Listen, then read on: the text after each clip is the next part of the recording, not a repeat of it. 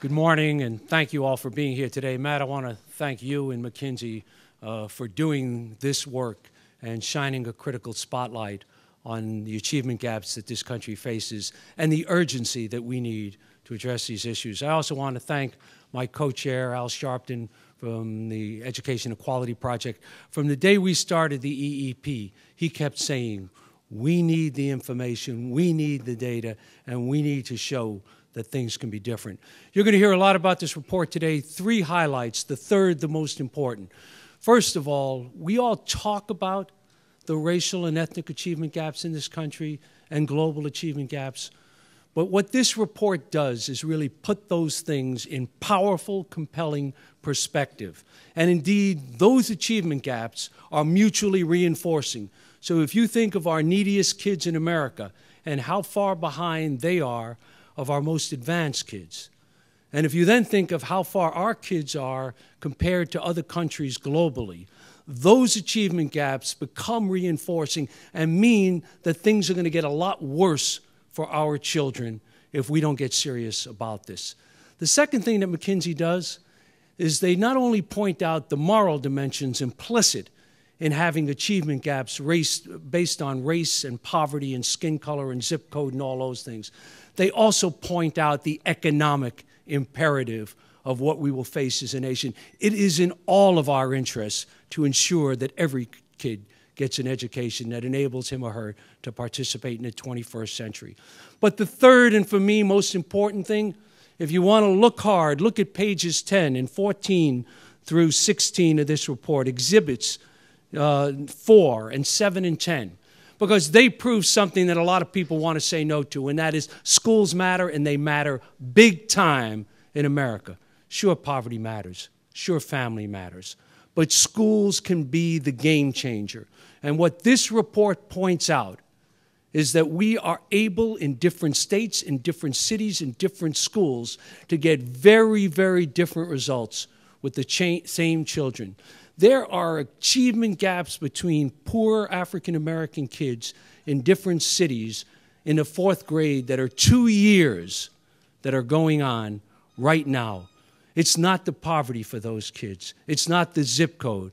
They're all poor African-American kids. It's education.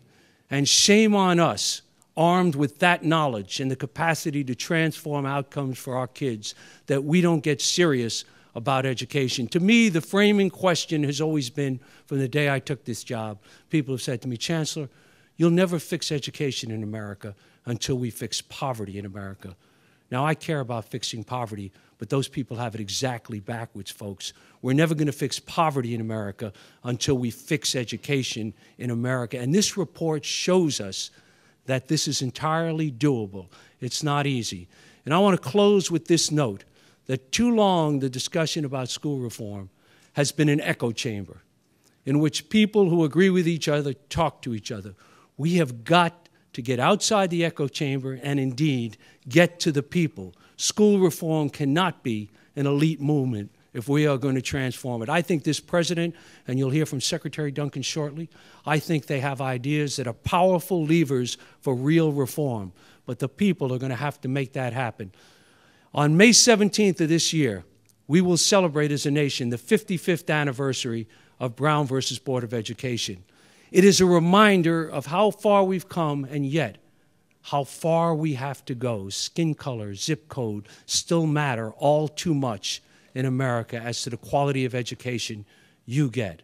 The Reverend Sharpton and I and the Education Equality Project, the day before that 55th anniversary, are going to be starting at 10 o'clock at the Eclipse, right across from the White House.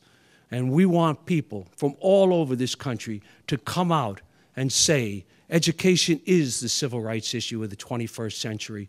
For far too long, we have neglected our responsibility to our neediest kids. We have coasted. We haven't met the challenges. And yes, we are now at the point where we say, good morning, Mr. Secretary. We're now at the point in which we say, in the immortal words of Roberto Duran, no mas. It is time to put an end. It is time to put an end to education based on skin color, family poverty, zip code, or all the other factors. Look hard at the differentials in this report and at the appendix, and realize that this is a failure of will, not a failure of being able to do the work that we need to do. All of you have got to be there and get all of your friends and all of your colleagues and everyone from the communities you know on the 16th to stand together, to look at the administration and say, the president prioritized education, we are there for you, and we are prepared to fight for what's right for our children. Thank you.